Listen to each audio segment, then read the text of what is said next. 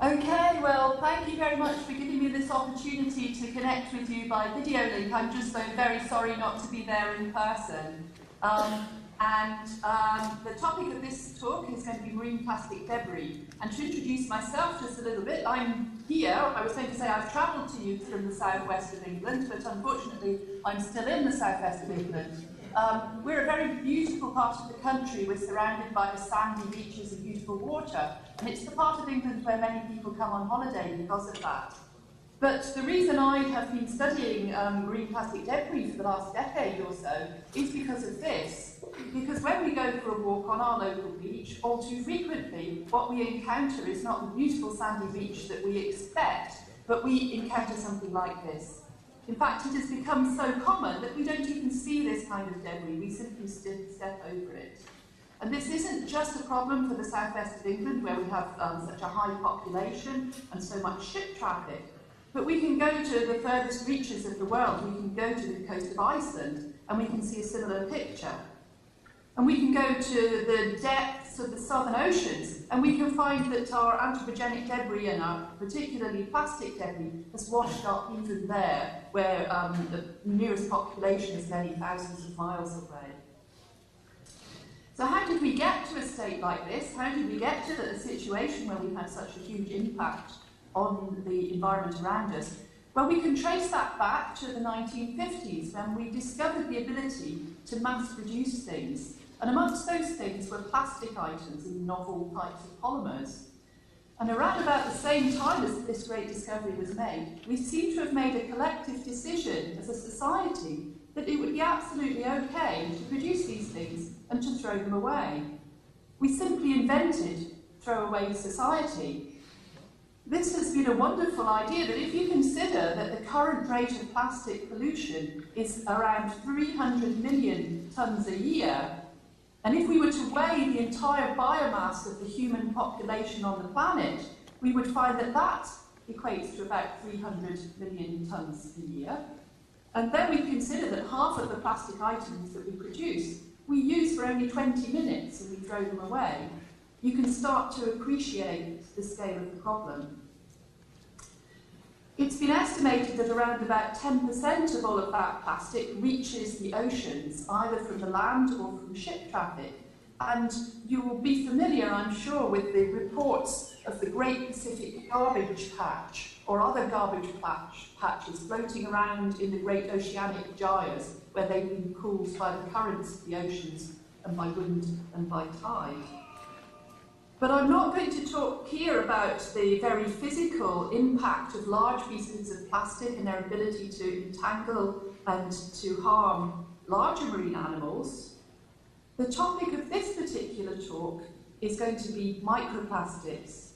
So what happens to all of those plastic items once they get released into the environment and broken down into smaller pieces by the action of the wind and tide?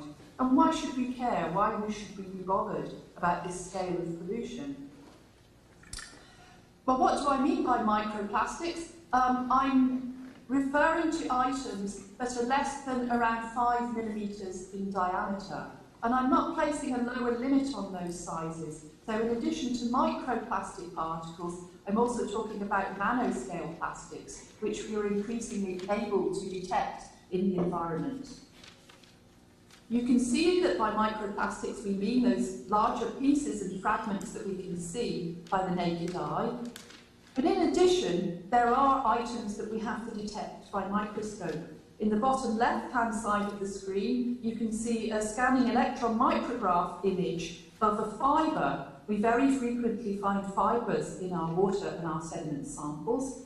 This could be from clothing, from rope, or even from the cellulose acetate fibres used in cigarette butts. And on the right-hand side, what you can see is that some of the particles have been deliberately synthesized to be of a very small size. And these are cosmetic microbeads of about 70 microns in diameter, which we have purified from some of the many facial washes and cosmetic care products, where they do a very good job of making our skin feel nice, but then they get washed out into the oceans and we can detect them in our field samples. We know that this scale of plastic pollution is increasing, These are some results from Goldstein et al. From the west coast of the United States. And we can see from the regular plankton trawls that go out from the west coast the abundance of plastic debris, which also has been collected and observed in those surveys. This image on the left-hand side of the screen is from the years between 1972 and 1987. If we flash forward a couple of decades, we can see what the incidence, or the reported incidence, of microplastic debris using exactly the same methods and following the same trajectories for the cruises from 1999 to 2010. So this is an increasing problem. It's not just a problem of the west coast of America, but if we look at the global scale, this is a recent paper from Kozar et al., the same areas where we can see large abundances of macroplastic floating around in the oceanic gyres is also matched by the presence of microplastic in the same area. So where we see larger items, we also see smaller items. Just because those plastics are there doesn't mean they're causing any harm. So why are we so concerned with microplastics?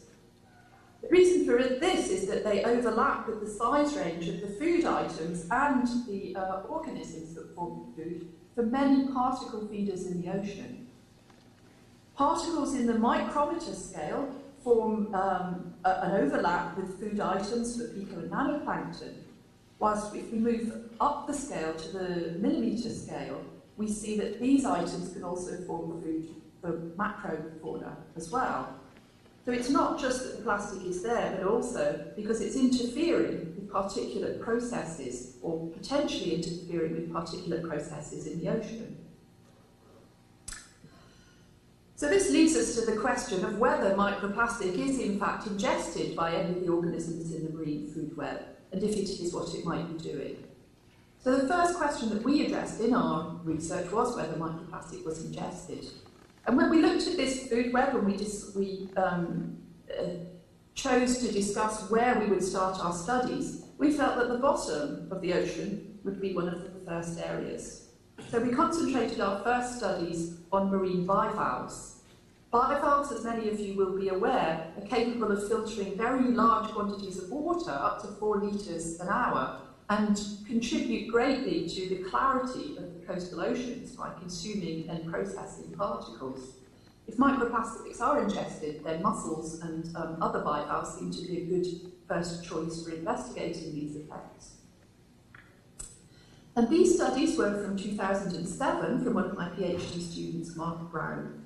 And we find that if we expose our mussels in the aquarium to microscopic particles, and you can see here that we've chosen 3 micron fluorescently labelled polystyrene particles, then we can readily visualise them in the gut cavity of mussels, so they are ingested. They're not just present in the gut, but we can track them through to their presence in the digestive tubules. And here you can see that we have particles of 2 different size ranges being digested by the mussels.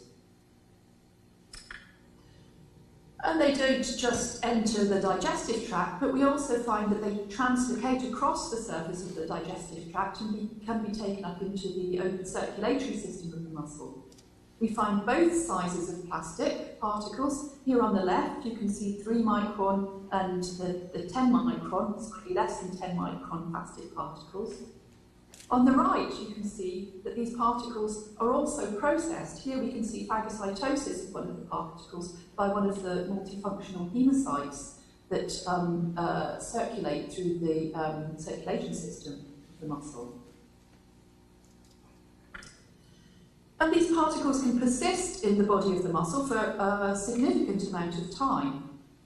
In this graph, we can see that the mussels have been followed for up to 48 days. We didn't continue the study for any longer than that, so for all we know, the particles could have been retained for longer.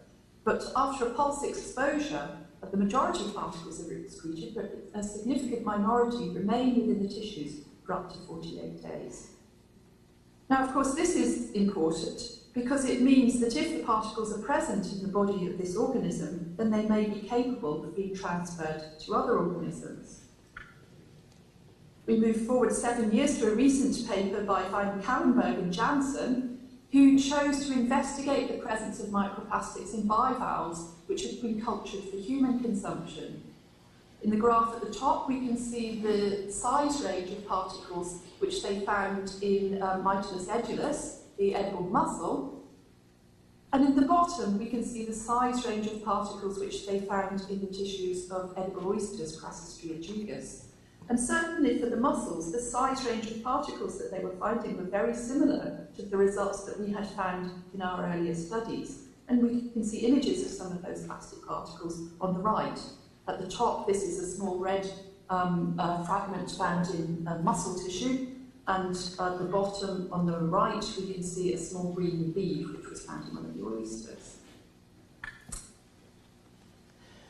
Van Kallenberg has also done some estimates of what this means in terms of the ingestion of plastic particles through seafood by the average person. They took the mean number of particles that they found per mussel and they extrapolated that upwards to an average person eating 1 meal of seafood a week, and they came to an estimate of 11,000 particles.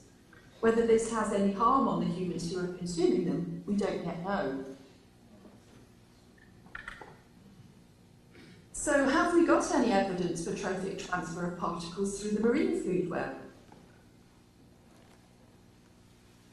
To be able to do that, we chose one of the organisms which is, uses mussels as a frequent food item, and this is the common shore crab, found widely along the coasts of the North Atlantic and the Mediterranean.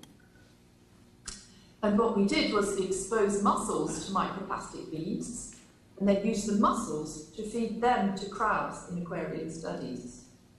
We then followed the crabs for up to 2 weeks in this instance to see what would happen to those plastic particles.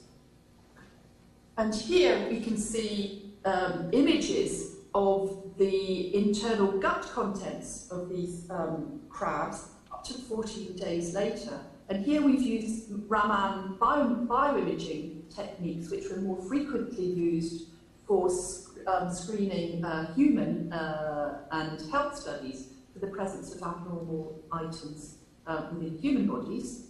We've used these to locate and visualise the presence of polystyrene microspheres, which have been retained within the gut setae of the crabs up to this time frame. We've also used similar techniques to visualise the gills of the crabs, and we can see that up to 14 days after the first exposure, plastic particles remain adhered to the outside of the gill lamellae. Normally, particles are cleaned from the surface of the gills by the crab using its gill rakers, which are modified setae with abrasive surfaces. But in this instance, it would appear that plastic particles have not been removed.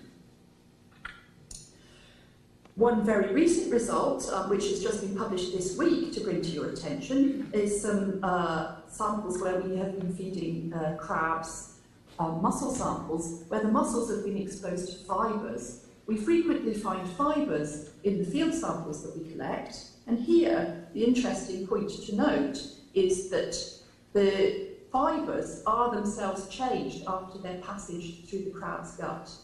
In the image at the top, we can see what the small fibres that we harvested from seagoing ropes looked like when they were present in the food. In the middle graph, we can see what they looked like when they were present in the gut. They started to become degraded. And at the bottom, we can see what the particles looked like after they were excreted in the feces. And you can see that the action of the crab's gut, it has a modified system of plates which are present to grind and process the very varied food that the crabs eat. They are omnivores. And this processing has changed the character of the plastic as it passes through the gut. So we do believe this is something that changes its likely bioavailability to other animals as well.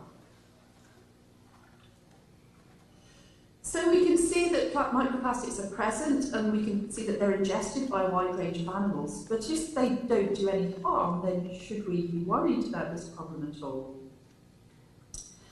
To investigate the harm that microplastic might do, we moved to a different species, and these are the lugworms, which are resident in marine sediments. Marine sediments in contaminated areas can contain up to 3% microplastic by weight, that has been reported from many different parts of the world. So we sought to investigate what would happen if we cultured our marine worms in sediments containing plastics. So this is a picture of our test organism. This is a lugworm, usually lives in burrows in the coastal sediments where plastics tend to accumulate. And we chose to culture our animals in a mesocosms in the aquarium in sediments which had been spiked with unplasticized polyvinyl chloride, or PVC. PVC is very frequently found in our field surveys, and it is a plastic of moderate density, so it does tend to sink in seawater. And we picked our PVC plastic particles to be as close as possible in size and shape to the marine sediments in which the worms were living. We measured a wide range of growth and sublethal toxicity endpoints in the worms, and I'll just bring one of those to your attention in this presentation, and that's the effect that the presence of plastics had on the feeding rate of the worms.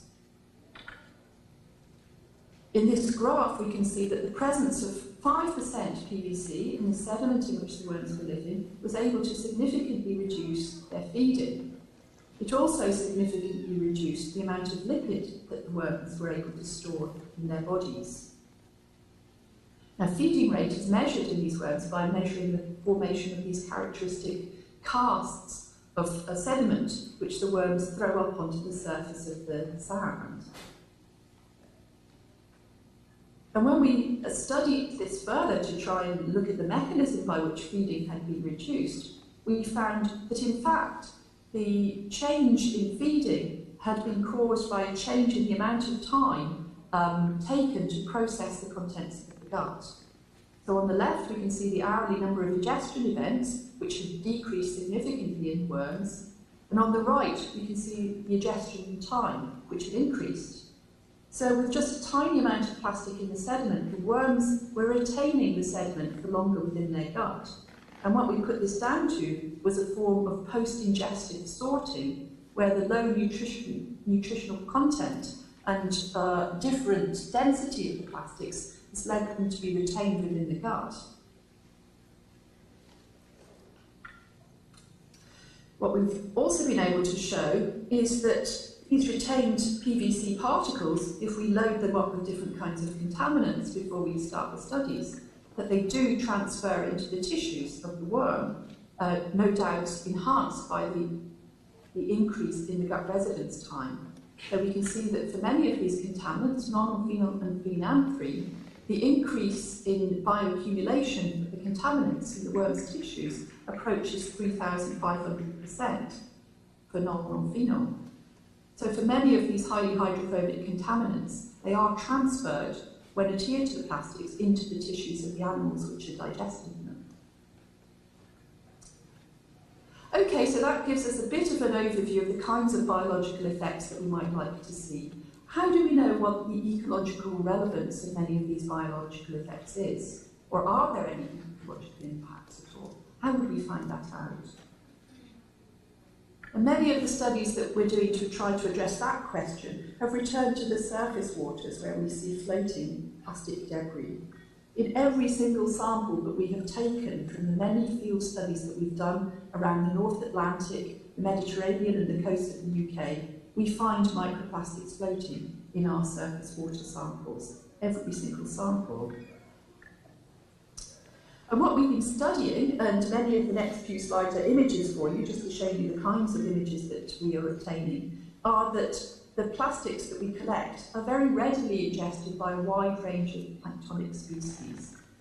On the left, we can see that this includes those miroplanktonic species that spend just a small portion of their life cycle in the plankton. So at the top we have a bivalve larvae, and at the bottom we have chelonid species. And on the right we have a copepod, and copepods spend their entire life cycle in surface waters as plankton. They don't grow any bigger.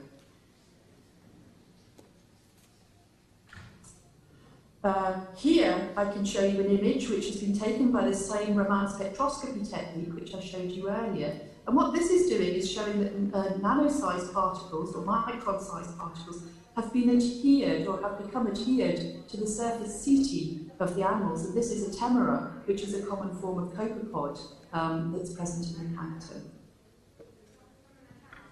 Here and here. And in the next image, again to illustrate the kinds of techniques that we're using to investigate this problem, we can see the presence of these particles adhered around the carapace of the animal. And our suggestion here is that this adherence is likely to impact the swimming behaviour and the feeding behaviour of the animals. So it's not just the ingestion of plastics which could be a harmful effect, but their adherence is also an issue. This is a 3-day-old oyster larvae. What we can see here is a study of the size selectivity of these animals. On the left, we can see an image of the oyster larvae. Its mouth is on the left-hand side, and its stomach and its gut passes through the centre of the animal. And its feeding cilia are located at the bottom right-hand side. You can't quite see them in this image. We can see clearly that nanometer scale microplastics present in the gut of the animal.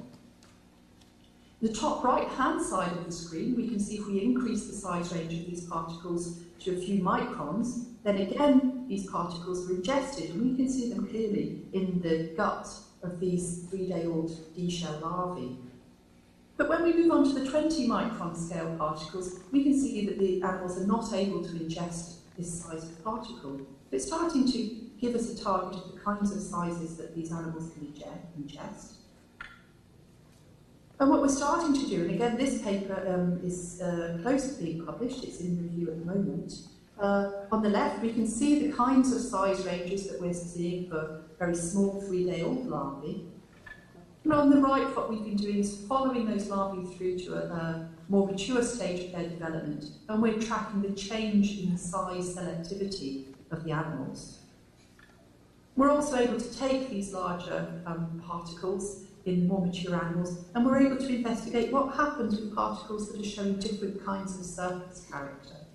So we have chosen plastic particles with different charges on the surface, negative charges or positive charges. And at the bottom right-hand corner, we can see that plastics which have a positive charge on their surface are much more likely to be ingested, and again are retained for longer within the guts of the animals. So it's starting to give us a picture of the kinds of plastics that might cause more or less of a problem. We've also been investigating the ingestions of different kinds of plastic. We've just completed a survey where we've purified microbeads from 10 different pharmaceutical products, and then we've been investigating which of these is more or less likely to cause biological harm to the animals that are ingesting them. And some of the biological effects that we've been tracking in our planktonic species include the effects on algal feeding rate, which you can see in the left-hand side over a 24-hour exposure. And on the right-hand side, we're starting to track more realistic concentrations of particles. So here we are reducing the concentrations of particles to about 1,000th or 10,000ths of the concentration of the algae that the animals are feeding on.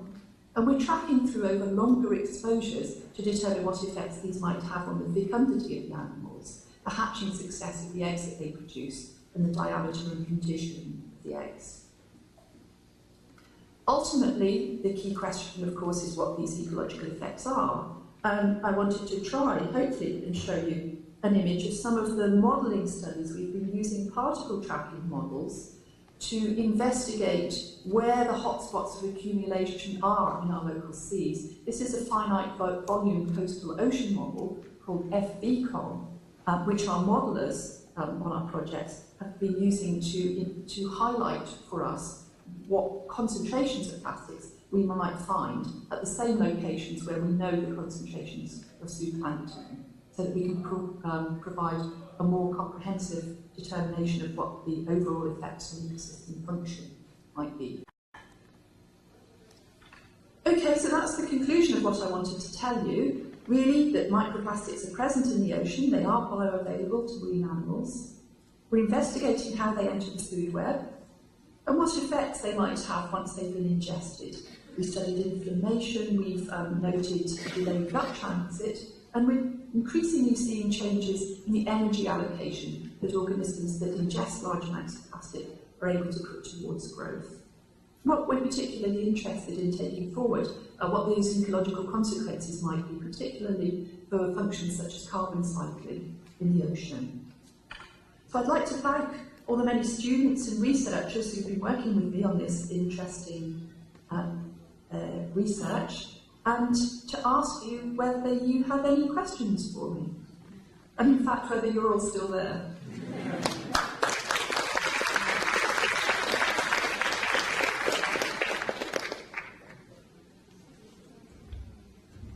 So, do you have questions? Anybody? I think that was a very comprehensive talk, so it doesn't raise too many questions. Sure. Yeah. Just one question in relation to the role of microplastics as a carrier of other compounds, like organic contaminants, for example. Tamara, can you hear the question? I couldn't hear the question. I don't know if you could repeat it. So the question was whether the microplastics are carriers for other compounds aside from the organics you spoke about. Yeah, no, I'm saying that the microplastics are also a vector. It's a carrier on the surface of organic contaminants like, for example, PCBs or others. So do you have any work on this and the effects of transferring these compounds through microplastics and through food web to the organisms? Tamara, the question was, do you have studies for a variety of different compounds, such as PCBs, and whether we have transfer from the environment through the plastics to the organisms or the food web? What we're doing at the moment, I can't answer that question directly, but we're doing regular surveys of the plankton and the plastic that we're finding in the English Channel. We are attempting to determine whether the PCBs that we find on the plastics and the PCBs that we're finding in the plankton are correlated at all. We're also working with other researchers at Exeter who study larger marine mammals, and we have surveys going on at the moment of turtles, marine turtles, where we have located microplastics and plastics in their gut. Some turtles consume very large quantities of plastic, and we're attempting to determine how closely they mirror the PCBs which we know are in their tissues. So I think it's a really important question. I don't necessarily have the answer. Thanks. I think that was that addressed the question. Anybody else? Other questions? Other things that came up? No? I think it's yeah. So thanks very much, Tamara. We really appreciate the fact that I think I'm really sorry not to be there with you. I feel very sad for myself.